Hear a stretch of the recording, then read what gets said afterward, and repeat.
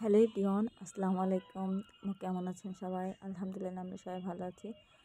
তো এখানে দুপুরে রান্নাবান্না করব। তো তার আগে বাবুকে একটু ফল খাবো। তো এই জন্য আমি কমলাটা নিচ্ছিলাম। কমলাটা নিয়ে ওকে খাইয়ে আমি একটু চা করে নিলাম। চা খেয়েছি।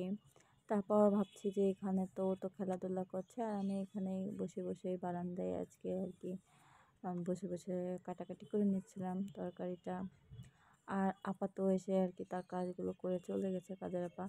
তো এখানে আমি আজকে লাউ দিয়ে ডাল রান্না করব, মটরের ডাল রান্না করব। যার জন্য লাউটা আমি কেটে নিচ্ছিলাম।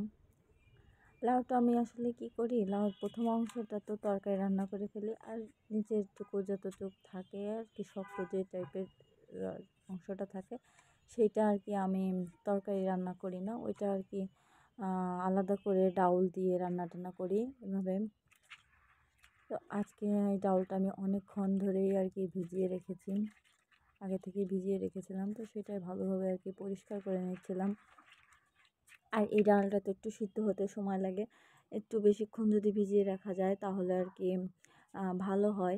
তো এই জায়গায় পেঁয়াজ মরিচ সব কিছু কেটে নিয়েছি, আর লাউ সব কিছু রেডি করে এখন রান্না করতে আসলাম।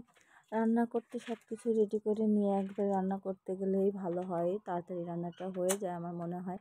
তো এই তো আমি আসলে সব সময় তো গুছিয়ে কাজ হয় না, যখন যেভাবে সুবিধা হয় বাবু নিয়ে একা, তখন সেইভাবেই কাজ করি যখন পারি তখন করি, আর যখন যেভাবে পারি না তাড়াহুড়া করে একটা কিছু করে নেওয়া লাগে আমাদের। তো আজকে সে একটু চুপচাপ আছে, খেলাধুলা করছে, ডিস্টার্ব কম করছে, যার কারণে আমি কাজগুলো করতে পারছিলাম। এই জন্য আমি প্রেশার কুকারে রান্নাটা করে নিচ্ছিলাম। সব কিছু দিয়ে লাউ দিয়েও দিয়েছি, সব কিছু দিয়ে পরিমাণ মতো পানি দিয়ে এখন আমি মুখ আটকে দিব।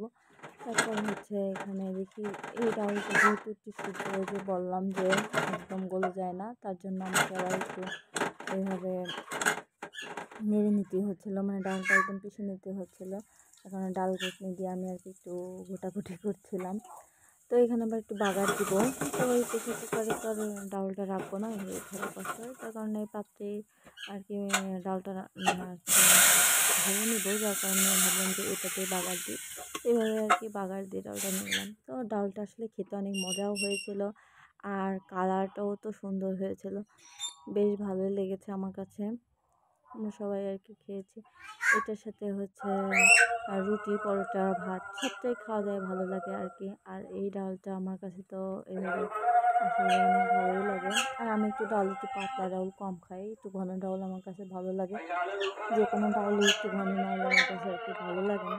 তো আমি রান্না করতে গেলে যতই পাতলা করি আমার ডাউলটা ঘন হয়ে যাবে। তো এই তো আমার রান্নাবান্না শেষ আজকে এই পর্যন্তই। সবাই ভালো থাকবেন, সবাই আমাদের জন্য দোয়া করবেন, আর আমার ডাউল রান্নাটা কেমন হয়েছে সবাই জানাবেন।